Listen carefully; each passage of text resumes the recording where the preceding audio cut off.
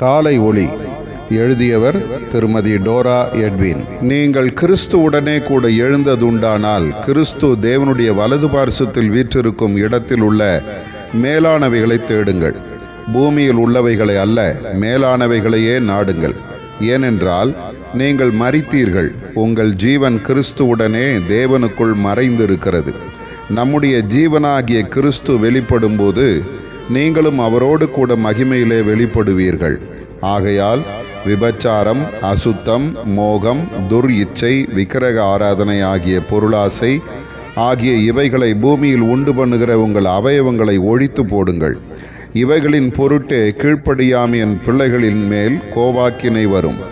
நீங்களும் முற்காலத்தில் அவர்களுக்குள்ளே சஞ்சரித்த போது அவைகளை செய்து கொண்டு வந்தீர்கள்.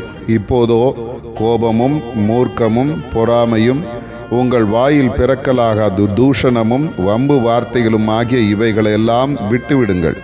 ஒருவருக்கு ஒருவர் பொய் சொல்லாதிருங்கள். புதிய மனுஷனை தரித்து கொள்ளுங்கள்.